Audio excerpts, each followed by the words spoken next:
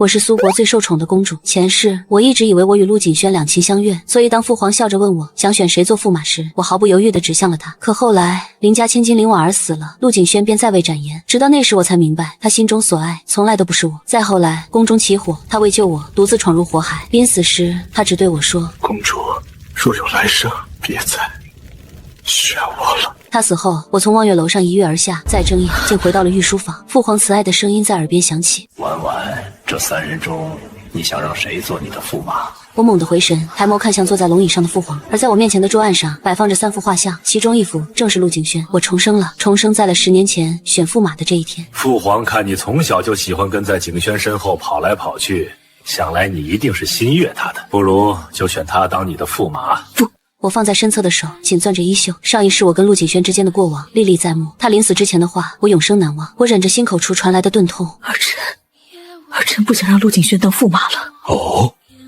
那你想选谁当你的驸马？我随手指了一张放在我面前的画像，就他吧。顾青瓷。皇上震惊，语气满是难以置信。尚属府家的小公子，自幼体弱多病，久居家中不曾外出过，你怎会选他？我转头看到画像上玉树临风的男人，微微愣神。尚书府家的小公子叫顾青瓷，是京中有名的病秧子，传言他活不过30岁，上辈子他终身未娶，最后死在了28岁。这一世我嫁给他也好，不会误了别人。婉婉，你真的要嫁给青瓷吗？我深吸了一口气，眼神满是坚定。是。儿臣曾偶然见过他一面，公子是无双，儿臣倾心于他，多年不曾忘。其实我根本就没见过这个顾青瓷。皇上定定地看了我半晌，而后无奈叹了一口气。也罢，尚书家的小子虽然是个病秧子，但是智谋无双，你嫁给他也算般配。对不起，父皇这就为你们拟旨，10日后成婚。多谢父皇。等我抱着明黄色的圣旨从御书房里走出来的时候，心下还有些惊魂未定。上一世这道赐婚的圣旨于陆锦轩而言只是枷锁，我自以为的恩爱10年于他来说不过是痛苦的10年折磨。陆锦轩，这一世我就成全你死前的心愿，从此以后我们再无关系。我回神后只觉得外面的阳光真刺眼，犹如上一世的那一场大火一般。上一世在我即将被大火吞噬的时候，陆锦轩为了救我孤身闯进火海里，他将我一把推出火海，自己却被烧断的横梁隔挡在了火海里。当时他看向我的眉目依旧清冷。公主，如果有来生，你莫要再选我做驸马了。后来陆锦轩死了，死在了那场大火里。在他的葬礼上，陆夫人哭得肝肠寸断，她懊悔不已，反反复复地呢喃着：锦轩，对不起，都是娘的错。如果娘当时不逼你娶公主为妻，那你是不是就不会死了？其他人也怒视着我，眼底满是恨意。苏婉，景轩救了你4次，可你呢？你除了给他带来麻烦，你还能做什么？为什么你偏偏是公主？为什么你非要嫁给他？直到那一刻，我才突然发现，原来所有人都后悔让陆景轩当驸马了，这其中的人也包括我。等陆景轩的葬礼结束2天后，我身心俱疲，独自爬上了望月楼。陆景轩，重来一次，我不会再选他当驸马了，这样大家都满意。刚出大殿，一道愠怒的声音在我面前响起，打断我的思绪。公主，臣斗胆问一句，公主选了谁做驸马？面前站着的少年正是10年前的陆景轩，他眉目张扬，意气风发，与10年后的他截然不同。我看到这样子的陆景轩，不禁有些恍惚。我强压下心底里的酸涩，眸色复杂地看着他。景轩，你不愿意当我的驸马吗？陆景轩怔愣了一下，似是没想到我会这么问。等他回神后，立马冷声回答：不愿意。我目光定定地看着他，一字一句地问：景轩，你不愿意当我的驸马，是不是因为你心底里喜欢的人是林婉儿，你想娶她为妻，对吗？陆景轩愠怒地盯着我。是，臣心悦林婉儿，望公主成全。我感觉心里传来密密麻麻的痛，却还是强撑着问了一句：景轩，你知道抗旨不遵的后果是什么吗？臣知道，臣愿意放弃如今的一切，只求与林婉白首不相离。陆景轩这话说的坚决，听在我耳朵里只觉得讽刺至极。原来他竟然愿意为了林婉儿什么都不要，原来他这么爱林婉儿。我神色认真地看着他。圣旨已下，不容违抗。至于本公主的驸马究竟是谁，10日后大婚之时，你自会知晓。陆景轩听到这话，喜怒反笑。既然你从一开始就选择好了，为什么还要这样戏耍我，让我以为我还有取婉的可能？为什么所有人都希望我当你的驸马，就是没有人考虑过我喜不喜欢你？我看到陆景轩眼里的愤怒和嫌恶，感觉心泛起了密密麻麻的疼，像是被千万根针扎进去了一样。没等我开口说话，陆景轩恼恨的声音便再次响起：公主，你我本无情义，你若非要让我当驸马，以后就别怪我们成为一对怨偶。他说完这话，翻身上马，飞驰离去。我看到他离开的背影，只觉得世事无常。其实我爱了陆景轩很多年，从上一世第一次见到陆景轩时，我就爱上他了。上一世陆景轩死后，我独自去过青山寺。我本不信佛，可我真的忘不了陆景轩。世人都说佛度众生，我便想着去找佛度我一回。我去青山寺的时候，有个小沙弥在寺庙门前等待良久，是他引我去见了慧能大师。慧能大师似是早就知道了我要来。施主，我等你多时了。我虔诚地看着他，双手合十。大师，是我来晚了。世人皆说福度重生，我今日前来，想请福度我一回。我原以为我这一生一切顺遂圆满，却不曾想我的圆满竟是建立在心爱之人的痛苦之上。我今日前来，所求的便是希望他能圆满。慧能大师看向我的眼神无悲无喜。施主，符曰世间万物皆有因果，一切皆需因缘和合。可我如今得到的苦果，皆是因我当初强求得来，我心不安。我跪求慧能大师，虔诚无比。只要能让他开心，我愿意付出任何代价。那天我在青山寺跪了一整天，后来慧能大师又来了，他说：施主，符曰命由己造，相由心生，世间万物皆是画像，若想重来，须得以命换命。他的话让我心中一喜，连连叩首。谢谢大师指点迷津。在我踉跄起身匆匆离开之时，慧能大师又说了一句：施主，若能得偿所愿，须得在得偿所愿之后10日内完成你所愿之人3个遗愿，然后立即抽身离开。至此，你与你所愿之人各自安好，他便不会再因你死在30岁。往后余生，你们各生欢喜。多谢大师。我离开青山寺的时候步伐坚定，我在来青山寺之前就知道佛度人必得付出相应的代价，只要陆景轩能幸福一生，我不惧怕任何代价，哪怕是以命换命。我回神后收敛思绪，转身一步一步朝宫内走去。红墙高瓦困住的人不止我一个。我踱步回到寝殿的时候，脑海里还在想着前世慧能大师说的话，我若想让陆景轩摆脱上一世的结局，须得完成他3个遗愿。陆景轩的遗愿有3个，我曾在他的书房桌案上看到过。他后悔成为苏婉的驸马，他后悔没有反抗过爹娘的逼迫，他还后悔没有救下林婉儿。如今我已经另选他人做驸马了，他的第1个遗愿算是完成了，剩下的2个很快我也能完成的。我思及至此有些难过，可我心下又清楚，如今这一切皆是我所求，唯愿陆景轩余生安好。2天后，我收拾好心情前往陆府，途中经过热闹的花街，街上人群熙攘，议论声不绝于耳。今夜七夕，月圆星灿，望月楼上能看到100年难遇的流星。听说一同看过流星的夫妻能缘定3生3世。我攥紧袖口，指尖微微发凉。上一世我也曾满心欢喜地跑去找陆景轩，想与他共赴望月楼，求一个生生世世，却只换来他一句冰冷的嘲讽：公主强求我一世还不够，还妄想3生3世。那眼神里的讥诮至今想起仍如针扎。马车忽然停下，侍女轻声禀报：公主，是陆公子。我抬眸看见陆景轩骑马拦在车前，他眉眼依旧阴气，声音却带着几分刻意的温和。公主，今晚我陪你去望月楼看流星，成婚后你我分房而居，你别向皇上告状，如何？我怔了怔，心底泛起苦笑。他终究是心软，见不得我失魂落魄的模样。上一世他便是这样，明明不爱，却一次次舍命相救。遇刺时他挡刀，中毒时他寻医，失忆时他冒险，大火中他更是为我葬送了性命。可这样的好，从来与爱无关。陆景轩等了片刻，都没听到我的回答，再次开口的声音带上了几分不耐：公主，你到底去不去？去。我压下喉间酸涩，扬起一个笑。今夜一同去看流星，哪怕只是片刻相伴，也算全了我从前痴念。这时一个丫鬟匆匆跑来，是林婉儿贴身侍女。她低声对陆景轩说了几句，她脸色骤变，转头对我匆匆道：婉儿高烧不退，我得去灵府看她。今夜你在望月楼等我。好。我答得平静，她却愣了愣。你从前最不喜我去见婉儿，今日怎么？如今你要成婚了，我何必再来？我打断他，语气淡得像风。他深深看我一眼，策马疾驰而去。我放下车帘，吩咐继续前往陆府。陆夫人早已备好一桌我爱吃的菜，见我只身前来，笑意微凝。景轩梅陪你一起，她有些事，晚些回来。我习惯性的替他遮掩，陆侯爷却一眼看穿，沉声道：这孩子升职一下还不知体贴，等他回来我定好好训他。他们待我如亲女，这份疼爱让我鼻尖发酸。可这一次我要让他们失望了。陆侯爷，陆夫人。我抬眸，声音轻而坚定：我为选景轩为驸马。陆夫人手中的筷子跌落在地。你说什么？你和景轩自幼一起长大，怎会？强扭的瓜不甜。我闭上眼，又缓缓睁开。我昨夜做了一个梦，梦里我嫁与景轩，他郁郁寡欢，最终为救我死在30岁。陆夫人脸色煞白，这梦是真的。我攥紧衣袖。青山寺的大师说，我与他天各一方，他方能平安终老。厅内寂静良久，陆侯爷长叹一声，揽住颤抖的夫人。公主既已决定，臣不再多言，往后若有事，我躬身行礼，转身离去。第2个遗愿完成了，只差最后一个。3日后林婉儿将出世，我只需救下她，一切便可尘埃落定。离开陆府后，我独自登上望月楼，楼中皆是成双成对，唯我形单影只。正恍惚间，一道寒怒的声音自身后炸响：“公主！”我转身对上陆锦轩铁青的脸，他一把攥住我的手腕，力道大的生疼。你明知我厌恶全是亚人，为何还要欺辱婉？我不明白你在说什么。不明白？他冷笑：“那日宫门前我不过语气重了些，你便向皇上搬弄是非，害得他在林府受尽折辱，高烧不退。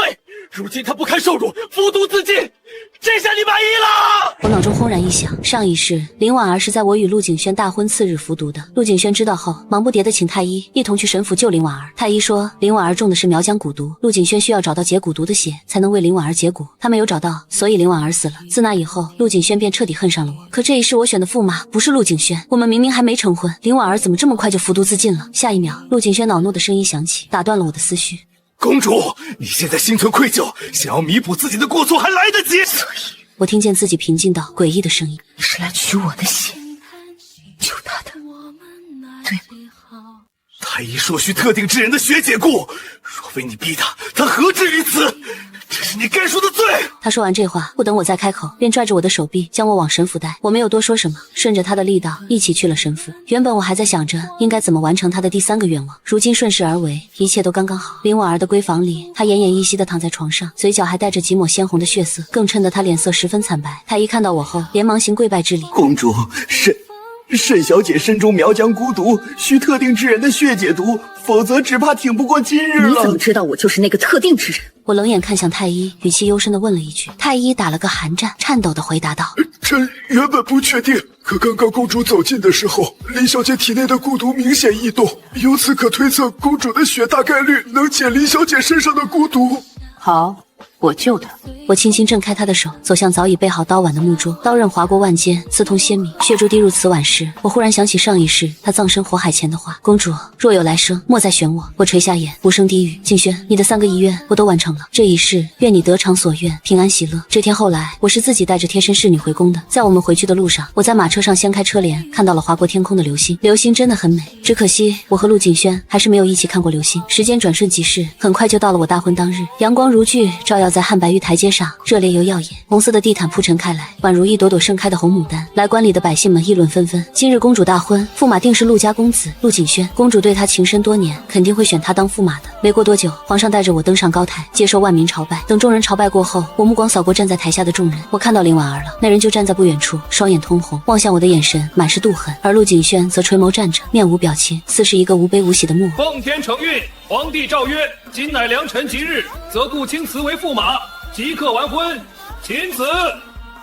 皇上宣旨完后，现场除了他和我都怔愣在原地。陆景轩猛地抬头看向我，黑色的眼眸里满是震惊。不远处，原本眸色晦暗的顾青瓷身子微僵，瞳孔微微放大。我含笑看向他：“顾青瓷，你还愣着干什么？”在场的众人回神后，忍不住开始窃窃私语起来。公主喜欢的人不是陆景轩吗？怎么会选了顾家的病养子当驸马？这圣旨会不会搞错了？站在众人里面的顾青瓷自然也听到了这些议论声，他放在身侧的手微微收紧，按捺住狂跳的心，温声问：“皇上，公主，恕臣冒犯，臣想问，您这私婚圣旨是不是弄错了？”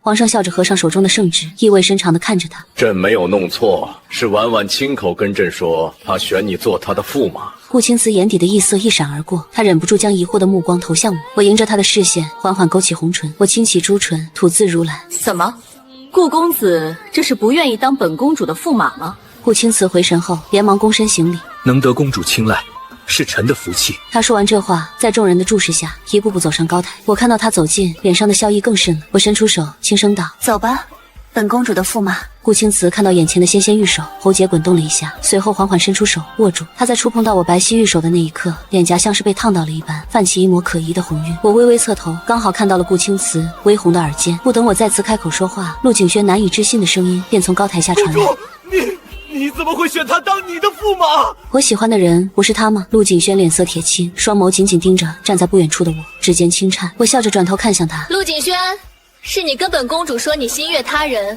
望我成全，如今我这不是成全你了吗？”下一秒，高台下站着的林婉儿突然跪地，对着皇上与我的方向磕了好几个响头。臣女多谢公主成全，我与陆公子他的俏脸上满是激动的神色。他没想到我竟然真的愿意成全他和陆景轩，从此以后他与陆景轩之间再无阻拦，他肯定能顺顺利利嫁进陆府。陆景轩听到这话，看向我的脸色满是复杂。明明不想当驸马的事情是他开口求我成全的，可不知道为什么，真的听到我要嫁给别人的时候，他只觉得心如刀绞。他紧紧盯着我，想从我脸上看到一丝难过，可没有。我笑得很高兴。陆景轩深吸了一口气，冷眼看着站在高台上的我。多谢公主成全，臣希望公主此后别后悔。他不相信喜欢了他那么多年的我，说不喜欢他就不喜欢他了。我笑着勾了勾唇，朗声说：陆景轩，我们都别后悔，余生各生欢喜。我说完这话，转头看向站在身侧的顾青瓷。驸马，我父皇刚刚说即刻完婚，我们可得抓紧点才是。好。顾青瓷眼眸深邃地看着我，一向苍白的脸上又一次浮现出红晕，一脸郑重地说：公主，既然你选择了臣，那臣此生定不负你。我微微怔愣了一下，明显没想到顾青瓷竟然会这么说。上一世我坚定不移地选择了陆景轩，得到的是他将近10年的怨怼。如今我选择了一个只寥寥见过几面的人，却得到了如此郑重的许诺。人与人之间还真是不一样。站在高台下的众人看到这一幕，不约而同地拍手叫好。他们依旧震惊于我的选择，震惊我真的选了别人当驸马。2个当事人恍若未觉，就这样牵着手走下高台。皇上站在我们身后，看到我们郎才女貌，高兴地开口说：今日公主驸马大喜，举国同庆。百姓们今年税收减免30%。谢皇上恩典。众人纷纷下跪，大声谢恩。我回头看向父皇，扬起一个大大的笑容，然后转身上了出嫁的轿辇。轿辇缓缓抬起，在众人的簇拥下，朝着公主府而去。我坐在轿辇内，透过掀开的轿帘缝隙，看到了站在人群中的陆景轩。他的脸色依旧不好难看，双眸紧紧盯着我离去的方向。我收回视线，轻轻放下了轿帘。往后余生，我与陆景轩各自安好。轿辇一路颠簸，最后停在了公主府门前。我在喜娘的搀扶下，缓缓走下了轿辇。顾青瓷伸手想要牵我的手，却又怕唐突了我，停在半空中，一时不知道该怎么办。我忍不住轻笑出声，主动将手递到了他的掌心。走吧。顾青瓷身子微微一僵，随后牵起了我的手，一起走进公主府。我们一起走过火盆，跨过马鞍，最后拜堂成亲。礼成之后，我被送入了洞房。我顶着红盖头坐在喜床上，听着外面热闹的喧哗声，心中却是一片平静。不知道过了多久，房门被人轻轻推开，顾青瓷身着红衣，头戴金冠，缓缓走了进来。他走到我面前，微微躬身行礼，声音温和地说：公主，臣来了。双姑姑连忙丫鬟走上前，丫鬟手里端着一个托盘，上面放着一杆喜秤。请驸马爷挑盖头。顾青瓷转头看向双姑姑，先对她行了个礼。今日我和公主大婚，辛苦姑姑了。双姑姑是太后的陪嫁，自小看着我长大。她笑着说：公主是我看着长大的，希望往后驸马能真心善待她。青瓷定不会辜负公主。顾青瓷说完这话，伸手拿起放在托盘上的喜秤，抬手轻轻一挑，便揭开了我的红盖头。红烛烧得正旺，在暖色的烛光下，更衬得我明艳动人。顾青瓷喉结滚动了一下，沙哑着嗓音说：公主，你今天真美。我的脸一下子就红了。双姑姑笑着带着丫鬟退出去，还贴心地关好了门。很快，顾青瓷便端来了早已放在桌上的合卺酒。公主，臣此生定不负你。我笑着与她饮下合卺酒，而后对她眨了眨眼。你要是对我不好，那我便休了你。臣答应公主。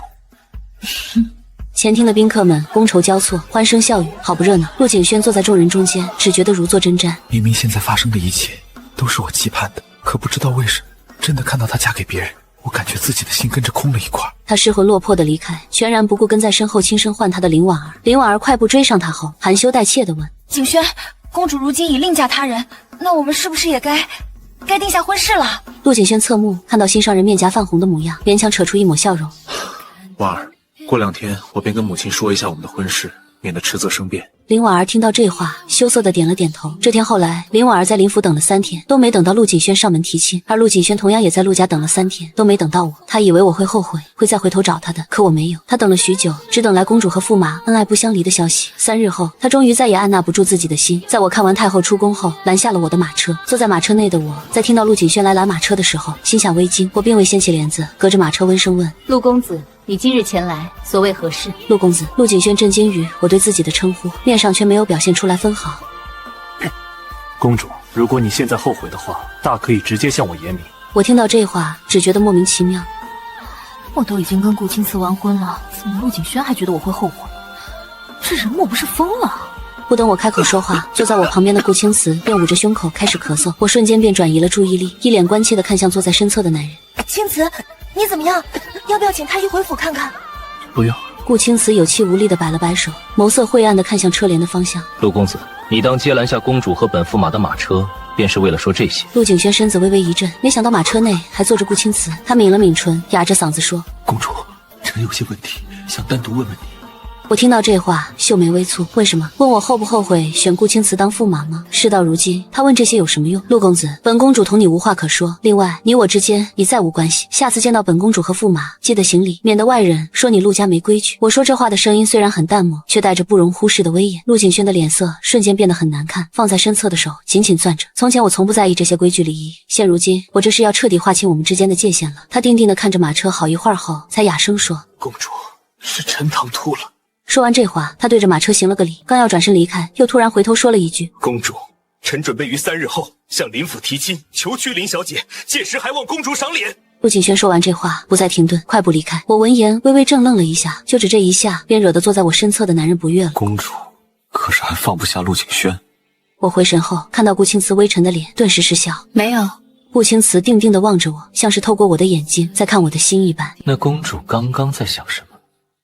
不会是想着3日后去林府抢亲吧？他面上问得风轻云淡的，可实际上放在身侧的手早已攥紧。他好不容易才娶到我，可不愿意就这样放我离开。我转头，目光柔和地看着他。青瓷，我既然嫁给你了，就不会做出背叛你的事情来。至于陆景轩，我倒是想看看他和林婉儿最后会不会白头偕老。顾青瓷垂眸，用力咳嗽了几下，我的注意力瞬间就转移到他身上。你怎么样了？怎么好好的又咳嗽了？无事。顾青瓷嗡声吐出2个字后，伸手抓住我的手。公主，臣本不敢笑想你，是你自己选了我做驸马，那便得对我负责。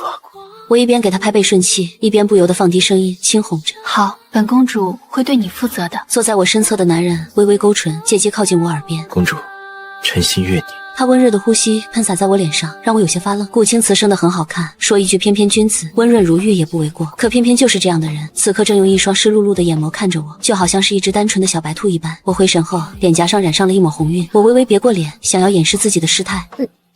你今日怎么这般会说话？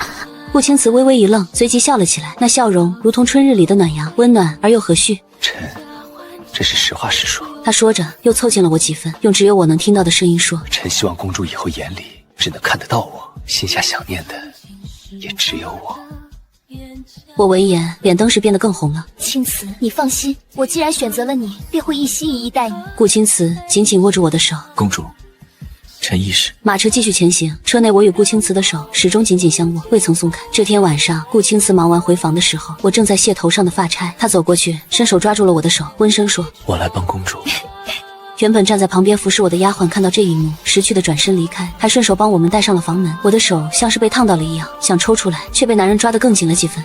公主，今日身体可舒服些？怎么了？你是不是哪里不舒服？没有不舒服。顾青瓷卸完我头上的发钗后，轻声靠近。那我们是不是该做一些还未做的事情？我俏脸上瞬间染上了一抹红晕，我微微垂眸，不敢去看顾青瓷的眼睛。青瓷，你说的是什么事情？顾青瓷看到我羞赧的模样，心情大好，他伸手轻轻挑起我的下巴，迫使我与他对视。他的黑眸里蕴藏着满心深情。春宵一刻值千金，你我还未入洞房。我听到这话，脸颊绯红更深，不敢去看顾青瓷。前几日我们成婚的时候，只是喝了交杯酒，并未做接下来的事情。我原以为是顾青瓷身体不好，不便行事，如今突然被提起，不由得让我心跳如雷。公主，你可愿意？我低头结结巴巴地回答：愿意。顾青瓷听到这个答案，满意的笑了笑，随后将我拦腰抱起，朝着床榻走去。被他抱在怀里的我轻呼一声，双脚晃动。顾青瓷，你快放我下来！明明大家都说他是个病秧子，可这病秧子不知道为什么这么有劲。男人3步并作2步，将我抱到床榻上放下，还起身放下了床幔。等我再抬眸的时候，只能看到铺天盖地的红色。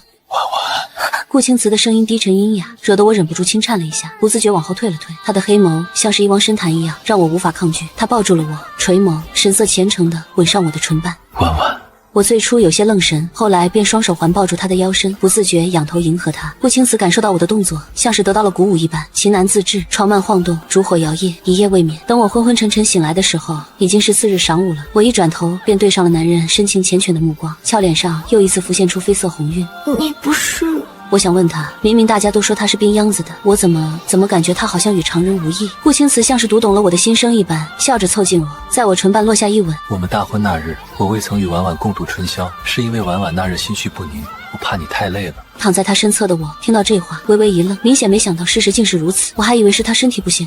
婉婉，如今你已经是我的人了。顾青瓷伸手轻抚着我的脸颊，声音阴哑低沉。往后余生，你只能与我共度。我望着他，心中涌动着前所未有的安宁。我轻轻点了点头，好。两人相视一笑，仿佛整个世界都为之静止。另一边，陆景轩回家后，刚提起要去灵府提亲的事宜，便被自己父亲打了一巴掌。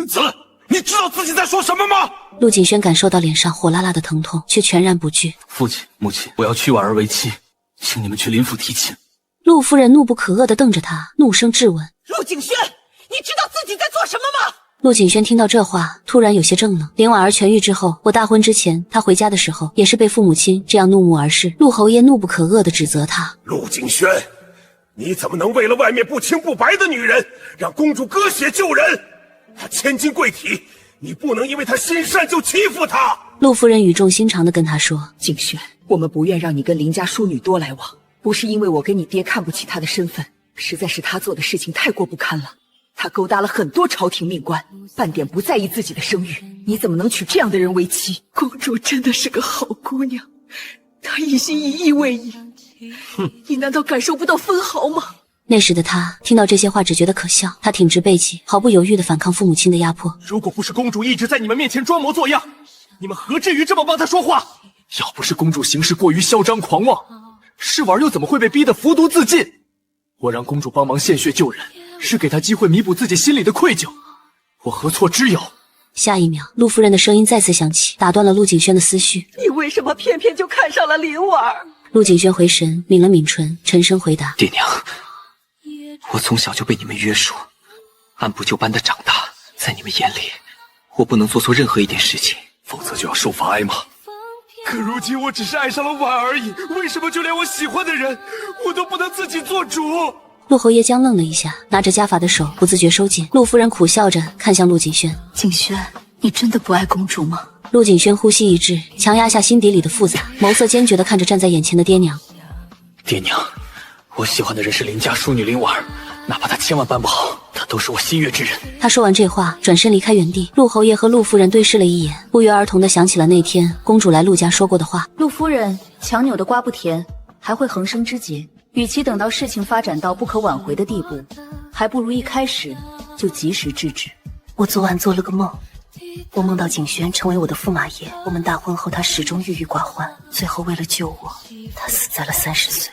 夫人，这个梦是真的。我问过青山寺的大师了，大师说我跟景轩天各一方，他便可余生性命无忧。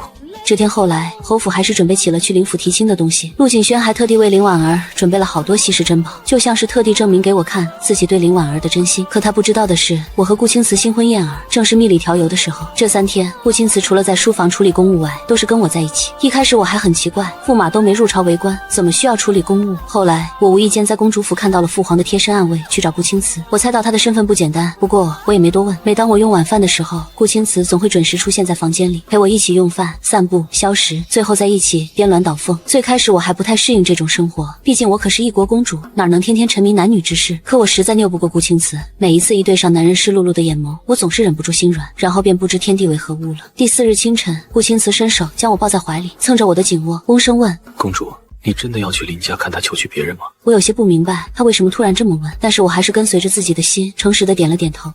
陆景轩都开口喊我去了，我当然要过去看看了。下一秒，顾青瓷抱着我的手猛地收紧，不去行不行？紧跟着，不等我开口说话，他闷闷的声音便又一次响起：婉婉，我怕你见过他求娶别人的样子后，就不要我了。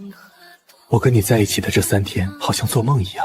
你如果真的反悔，想要另嫁他人的话，那我该怎么办？我的心瞬间软得一塌糊涂，我不知道为什么，突然想到了前世的事情。上一世我嫁给陆景轩后，困于后宅，却还是听府中下人议论过尚书府病弱小公子的事情。他们说他死在了28岁，死于身体孱弱。可我重回一世后，除了在最开始嫁给他之时感觉到他身体有些虚弱外，并未感觉到他身体有些异样。难道顾青瓷是中毒了？只有在特定时间才会毒发？青瓷，你一般是在什么时日才会感觉身体不舒服？抱着我的顾青瓷听到这话，神情微微一愣，明显没想到我会突然问这个问题。他沉默着没回答，我却上心了。我转头看向躺在身侧的男人，疑惑地追问道：“你怎么不说话了？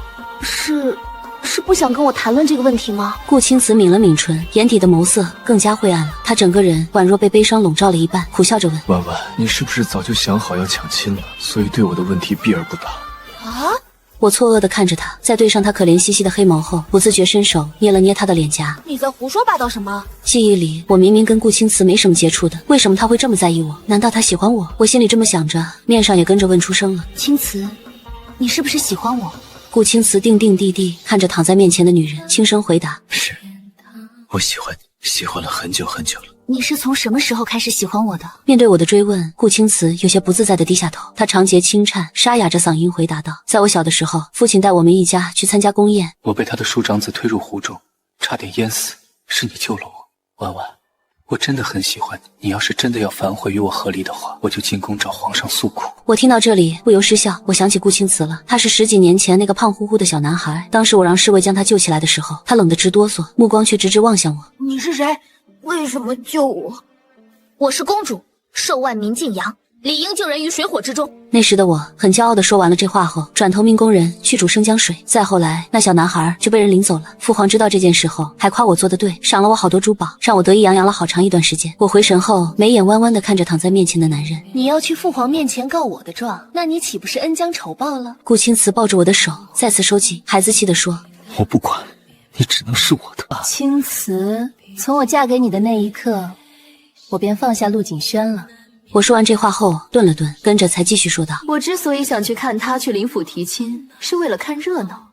林婉儿她不是什么好人，我想看看他们这样两心相许的人会走到哪一步，也是为了给上一世的我一个答案。”我真的想知道，如果我没有选择陆景轩，他跟林婉儿会是什么样的结局。我伸手轻轻扶上顾青瓷的大手，再次出口的嗓音明显放柔了几分：“青瓷，我选你当驸马，一开始确实是意外，但是这也许就是命中注定。不然我当时为什么不选别人呢？这几日我与你相处得很开心，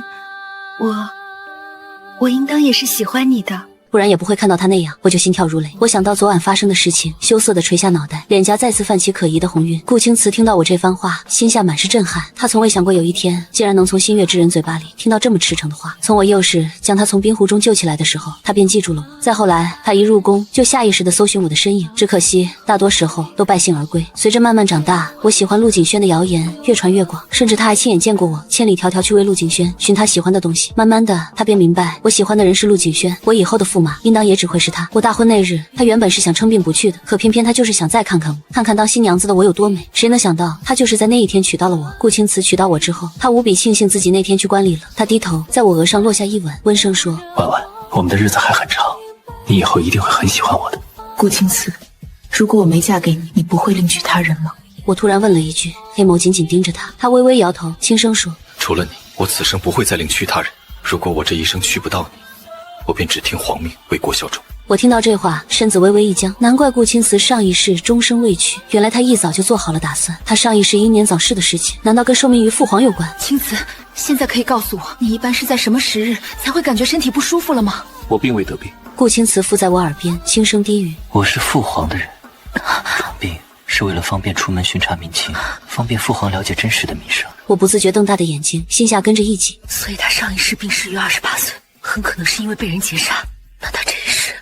顾青瓷良久没听到怀中的公主说话，疑惑地低头看去，刚好看到了我眼眸里的慌张无措。她安抚性地拍了拍我的肩膀，温声问：“婉婉，你怎么了？”“没事儿。”我强压下心里的不安，笑着说：“时辰不早了，该晨起了。”顾青瓷也没多问，轻轻点了点头，便拉着我一起起来。等我们二人相携出门的时候，京城早已广泛流传陆侯爷家的公子去林府求娶庶女的事情，百姓们纷纷惊叹于陆景轩对林婉儿的用情至深。从陆家到林家数不清的马车上，皆是他为他亲手备下的聘礼。这些聘礼送到林府的时候，就连林婉儿都震惊了。她只是林府的一个庶女而已，自幼亲生母亲便难产过世，辛苦在继母手下讨生活。原以为出嫁也是中规中矩的出嫁，没想到陆景轩竟然如此重视她。林婉儿躲在待客厅屏风后面，偷听着陆侯爷一家3人与父亲和继母的谈话。他的继母本是抠搜之人，原本为他准备的嫁妆并不多，在见到陆家送来了那么多聘礼后，连忙又给他加了一些嫁妆。还有他那一向对他冷言冷语的父亲，也开始声线温和地夸赞起他。他说能得陆侯爷一家厚爱，是小女婉儿的福气。林伯父，我跟婉儿是两情相悦，以后我一定会对她好的。陆景轩面上是一副一本正经的模样，实际上心底里一直在等着我的发作。我喜欢了他很多年，他不相信我说不喜欢就能不喜欢。这些天他故意准备了这么多台聘礼，为的就是激怒我，让我真正意识到自己的心。可直到陆家和林家的议亲接近尾声，他都没有看到我出现。议亲结束后，林婉儿出去见了陆景轩一面，他看到他一副心神不宁的模样，关切地问：景轩，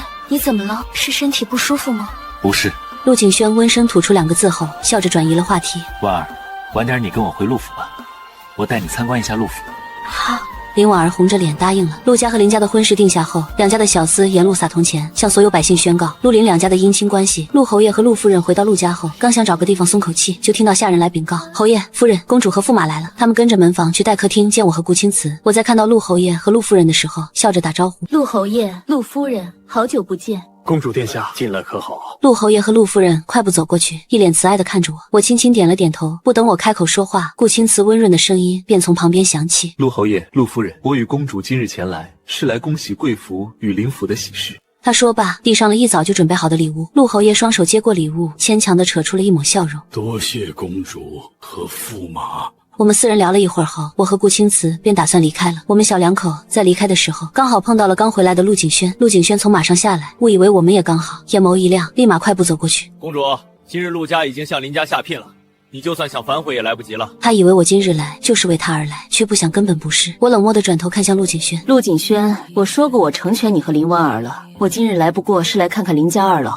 请你不要自作多情。陆侯爷尴尬地点了点头，刚要开口怒喝自家儿子，下一秒顾青瓷突然伸手搂住了我的腰。陆公子，我跟公主情比金坚，今日来是为了送上你们的成婚贺礼，祝你们白头偕老，恩爱一生。陆景轩听到这话，微微拧眉。顾青瓷是京城出了名的病秧子，凭他这样的人，凭什么当着众人的面给他难看？就在他心下不悦，刚要开口反驳的时候，林婉儿突然开口接话：那就多谢公主和驸马了。不客气。我淡漠地吐出3个字后，拉着顾青瓷转身离开原地。陆景轩瞳孔微缩，上前一步，刚要开口叫住我，却被林婉儿拉住了手。景轩，你不是说要带我去看看陆府的后花园吗？他紧抿唇瓣，对林婉儿的话仿若未闻，双眸紧紧盯着离去的公主驸马车。直到这一刻，他才清晰地意识到我是真的不要他了。恍然间，陆景轩突然想起我出嫁的前一天发生的事情了。那天林婉儿病愈了，他特地买了我最爱吃的糕点去找我。这一次他见到我的时候，我不再如往日那般开心。我说：景轩，是我自己决定要割血救林姑娘的，你不必担心我。陆景轩抿了抿唇，温声说：那日请你去救她的时候，是我言行不太妥当，对不起。我微微摇头，心眸定定地看着他。景轩，你之前救了我3次，你可曾后悔过？后悔什么？陆景轩不解地问了一句，放在身侧的手不自觉收拢。我眉眼含笑地望着他。你有没有后悔过救我？如果不是我，你跟林姑娘之间应当不会发生这些事情。没有，因为若是换成旁人，我也一样会出手相救的。陆景轩说这话的时候，眉眼间满是平静，就像是在说一件再平常不过的事情一般。我眸色暗了暗，沉默了半晌后，再次轻声问：那年我去城郊青山寺祈福，陆羽刺客，你是奋不顾身替我挡刀，救下我。如果换成是旁人，你也会这么做吗？陆景轩回答的声线毫无波澜。站在他面前的我，不甘心地看着他。后来，我背负皇后宫嫔妃下毒陷害，昏迷不醒，你深入迷雾里为我请来神医看病。这些事情你……不等我说完，陆景轩便不耐烦地打断了我的话。会，不管那些事情发生在谁身上，我都不会见死不救。就在陆景轩以为我会大吵大闹的时候，我笑着说：陆景轩，谢谢你救了我那么多次，从前都是我太任性了，给你添了这么多麻烦。陆景轩微微怔愣了一下，张嘴刚想说什么，就被一个匆匆赶来的丫鬟打断。公主，双姑姑过来了，说是太后要见你。我马上过去。我说完这话后，在临离开之前，笑容灿烂地看向他。景轩，往后余生，祝你平安无虞，一生顺遂。当时他听到这话后，心下有些不安，却没来得及多说什么，就看到我跟着双姑姑匆匆离开的背影。现在想来，原来那时的我已经是在对他告别了。他指尖轻颤，鼻头有些发酸，直到这一刻，他才意识到原来自己是在意我的。只可惜一切都来不及了。站在旁边的林婉儿等了片刻后，依旧没听到陆景轩说话，妒忌地看了一眼我离开的方向。等他再侧目看向他的时候，又换上了一副单纯无害的模样。你是不是后悔了？陆景轩张嘴想回答的，却怎么也说不出没有二字。最后他强撑着扯出一抹笑。婉儿，今日府上事多，我没法带你看陆府后花园了，你先回去吧。林婉儿黛眉微蹙，放在袖子里的手用力攥紧，强忍着没再追问。她对着陆锦轩笑得一如往常那般温柔。好，那我先回去了。锦轩，你也早点休息，我们改日再约。好。陆锦轩低声应了一声，失魂落魄的朝府内走去。林婉儿一步三回头的朝自家马车走去，直至踏上马车，陆锦轩都不曾回头看他一眼。他咬紧牙关，眼眸里满是怨恨的神情。这天晚上，陆侯爷和陆夫人等着陆锦轩一起吃晚饭，等了很久都没等到他。他们招来下人问过后才知道，原来陆锦轩一个人躲在房间里喝闷酒。陆夫人推开陆锦轩的房门，一走进去就闻到了满屋的酒气。靠在墙角的男人双眸通红的看向来人，沙哑着嗓音喊了一声娘。陆夫人一下子就红了眼眶，哽咽的问：景轩，你这是在做什么？娘，我后悔了怎么办？陆锦轩眼眶湿润的看着陆夫人，张嘴还想说什么，却再也发不出任何声音。陆夫人心疼的走过去，将她拥入怀中。景轩，来不及了，公主和顾青瓷的婚事是皇上亲口宣读的圣旨，万事已经不能再回头了。陆锦轩苦涩的闭上眼睛，两行清泪无声的落下。他爱我的，爱到可以不顾生死，可他发现的太晚了。他从小到大一直在爹娘的方寸中长大，他就是不想再顺着他们的心意去娶妻，想做一回自己的主，可偏偏就这一次让他失去我。陆夫人轻轻拍了拍陆锦轩的后背，温声说：锦轩，公主希望你过得好，她来同我们说过，希望你余生性命无忧，喜乐安康。陆锦轩苦笑了一下，脑海中再次回想起那天我对他说的话。我说：锦轩，往后余生祝你平安无虞，一生顺遂。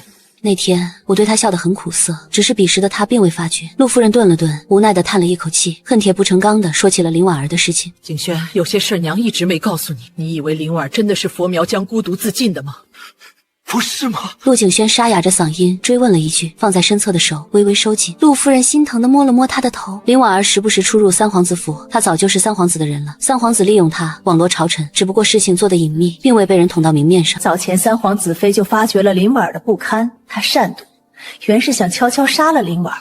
后来他得知你喜欢林婉儿，怕得罪我们侯府，便不敢下手，怕与我们侯府结缘。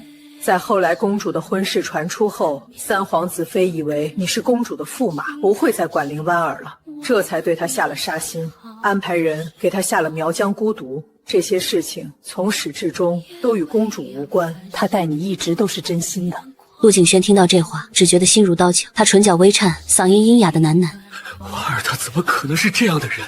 景轩，娘知道你不想被管，可我跟你爹是真心为你好，又怎会骗你？你要是不信的话，大可以亲自去查证。娘，对不起，都是我太过狂妄自大，都是我的错。陆景轩哭得伤心，陆夫人心疼的一直哄着他。娘跟你说这些事情，不是希望你继续难过的，娘希望你能走出来，过上你自己的生活。站在门口的陆侯爷看到这一幕，无奈地叹了一口气，转身离开。这天晚上，陆景轩也不知道他是怎么睡着的。次日，他醒来后，眼神空洞地看着床幔，缓了好久，才接受了如今发生的这一切。他失神地坐在床边，双手紧紧交握着，指骨因为用力而泛白。许久后，他终于下定了某种决心，猛地站起身，吩咐下人备马，他要去亲自求证有关林婉儿的一切。晌午，陆景轩约了林婉儿在一家常去的酒楼见面。自从林婉儿跟他订婚后，在林府的日子明显好过起来了，头上戴着的发钗都贵重了许多。他满心欢喜地来见陆景轩，却在推开雅间门的时候不自觉轻颤了一下。不知道为什么，他觉得今天的陆景轩有点恐怖。雅间门刚关上，陆景轩阴沉的声音便随之响起：林婉儿，你为什么要骗我？什么？林婉儿满脸错愕地看着他，眼角浸染着几分微屈。陆景轩嘲讽地扯了扯嘴角，厉声问道：那个毒明明是三皇子妃下的，你为什么骗我？林婉儿有些害怕地往后退了一步，张了张嘴，却什么话都说不出来。站在他面前犹如罗刹一般的男人朝他又逼近了一步。你根本就不喜欢我，你缠上我是为了不被三皇子妃害死。对，我只是想活下去，我有什么错啊？林婉儿的眼泪大滴大滴地砸下去，哭得凄惨可怜。景轩，我刚开始接近你，的确是想利用你的权势活命，可后来我是真的爱上你了，景轩，我们以后好好的好不好？他说着还鼓起勇气去抓陆景轩的手，却被他一把甩开。林婉儿，你敢骗我，我要让你生不如死！陆景轩此刻已经被愤怒冲昏了头脑，脸色阴沉可怖。我千不该万不该听信你的鬼话，竟然还伤害了公主！你这样的人根本不配活着！林婉儿感受到了他对自己的杀意，见挣扎没有，满眼嘲讽地看着陆景轩。陆景轩，明明是你自己害了你自己，要不是你觉得处处被侯爷和侯夫人掣肘，想要脱离侯府，又怎么会轻信我的话？你连自己爱谁都不知道，只知道意气用事，还觉得公主跟侯爷他们沆瀣一气，逼迫你娶公主。你这样的人，根本就不配得到公主的爱。给我拖下去！陆锦轩怒目圆睁，冷声低喝道：“林婉儿被2个侍卫带走了，等待她的是生不如死的结局。”他在临走之前崩溃的大喊：“陆锦轩，你沦落到今天这个地步，都是你活该！”站在雅间里的陆锦轩听到这话，身子一晃，重重跌倒在地。是我活该，是我眼冒心瞎，错把榆木当成珍珠，是我亲手将它推给了别人，是我错了。在陆锦轩彻查林婉儿时，顾钦慈凤凰命下江南查案，借求医之名携我离京，3月后归来，我们共骑一马，笑意缱绻。陆锦轩于人群中远远望见，只觉那一幕刺眼至极。他看见我侧手与顾钦慈低语，看见顾钦慈的手护在我腰间，看见我唇边笑意，是他从未见过的舒展安然。心脏像被一只无形的手狠狠攥住，疼得他几乎站立不住。周围百姓的议论声声入耳，公主与驸马当真恩爱，看来真是天赐良缘，每一个字都像针扎在他早已溃不成军的心上。他本该转身离开，脚却像生了根，贪婪地望着那道再也触不到的身影，直到眼眶酸涩，才猛地惊醒，狼狈不堪地逃离那片欢声笑语。回京后，我得知陆锦轩曾冒死求见皇上，恳请收回成命。皇上震怒，斥他是圣旨如儿戏，罚了40军棍。他在府中养伤越狱，期间陆林2家婚事作罢，林婉儿也不知所踪。一日御花园中，我偶遇陆锦轩，不过短短数月，他竟清瘦憔悴了许多，往日明亮张扬的眼眸沉寂如深潭，唯有在触及我时，骤然掀起压抑的波澜。他嘴唇微颤，半晌才低声道：“好久不见。”我平静回礼，见他神色挣扎，以为他仍为林婉儿之事烦忧，便问：“是想让我帮忙寻找林姑娘吗？”他浑身一震，眼底瞬间漫上深切的痛楚与自嘲。从未喜欢过的。这句话几乎耗尽他所有力气，他目光紧紧锁着我，似有千言万语，最终化为嘶哑的忏悔。我错了，公主，我错得离谱。他喉结滚动，声音哽咽。我去求过皇上，哪怕拼却前程性命，也想换一次重来的机会，可终究太迟了，是不是？我疏离而平静地答道：“有些事过了便是过了。”他一步上前，拦住我去路，那双向来骄傲的眼眸里竟隐满卑微的祈求。我们真的不能再重新来过吗？我知道我伤你至深，我用余生弥补，好不好？我只求你再看我一眼。我后退一步，清晰而平缓地说道：“我有孕了，是青瓷的孩子。”刹那间，他脸上血色尽退，仿佛全身的力气都被抽空，连指尖都在微微发抖。他张了张嘴，却发不出任何声音，止于满眼破碎的绝望。我静静看着他，心中再无波澜。从前我将依赖当作深爱，一味强求，困住了你，也折磨了自己。你对我也并非爱情，只是醒悟后的愧疚罢了。陆景轩，放手吧，别再来了。青瓷会不高兴。言罢，我转身离去，未曾回头。他僵在原地，望着我决绝的背影，终于明白，那个曾满心满眼都是他的少女，早已被他亲手推开，消失在了时光深处。剧烈的悔恨如潮水灭顶，将他淹没。他想起昔年我对他毫无保留的笑脸，想起我小心翼翼捧上的心意，想起大火中他推开我时那句来生别选我。原来早在不觉间，情根已深种，只是他被叛逆与自负蒙蔽，竟错认了本心。如今看破，却已沧海桑田，再无回头路。此后他再未出现在我面前。后来听说他自请远赴边关，投身军旅，或许那茫茫黄沙凛冽风霜才能冲刷他心中的痛与悔，或许唯有守护这万里山河，才能让他找到余生一点意义。当晚，顾青瓷将我揽入怀中，下巴轻蹭我发顶，闷声道：“若他日他成了名震天下的大将军，你会后悔如今的选择吗？”我失笑，转身环住他。又说傻话，我从未后悔，何况……我抬眼望他，笑意盈盈。我的驸马智谋无双，安邦定国于无声处，岂不更厉害？他这才舒展眉眼，唇角扬起，将我搂得更紧，在我耳边低语，气息温热。婉婉，我没有你不行。6个月后，我临产，顾青瓷惊得脸色发白，一把抱起我冲进产房，不顾礼法规劝，执意守在榻前，紧握我的手。我痛极时，他眼眶通红，声音颤抖：“婉婉，先吃住，我们再也不是。”历经1天1夜，女儿嘹亮的啼哭响起，她小心翼翼地接过那小小一团，喜悦的手足无措。皇上赐名月宁，产后醒来，见她满脸胡茬，眼含血丝，守在床边。后来才知晓，她悄悄服下了绝嗣之药。我泪如雨下，她轻轻吻去我泪水，温柔低语：“有你和乐宁，此生圆满，我别无他求。”月宁4岁时，顾青瓷27，我陷入平凡梦魇，总见她血染衣襟，溘然长逝，惊惧她逃不过前世的命数。一次梦中惊醒，她紧紧拥住我，轻拍我的背：“别怕，我在这里。”在他温声询问下，我终于将重生之事和盘托出。他身体微僵，随即抚上我的脸，目光柔如春水。只要是你说的，我都信。默然片刻，他低声问：“前世你的驸马是他，对吗？”我点头。他深深吸了口气，将我按入怀中，声音沉痛而坚定：“婉婉，对不起，上一世是我来迟了，这一世我定护你周全，与你白头偕老，绝不再留你一人。为解我心结，他带我再访青山寺。山门处，小沙弥何时相迎，恍如前世。慧能大师独见我，蔼然道：前世缘深，却错身而过，因果轮回，今生得续，万法唯心，心安即安。我心中快垒尽消，拜谢而出。顾青瓷疾步上前，目光满是担忧。我笑着握住他的手。大师说，我们前世未尽之缘，今生必能相守。他骤然收紧手臂，将我牢牢拥入怀中，低沉的声音带着不容置疑的承诺，响在耳畔，落进心底。兰婉，此生白首不相离。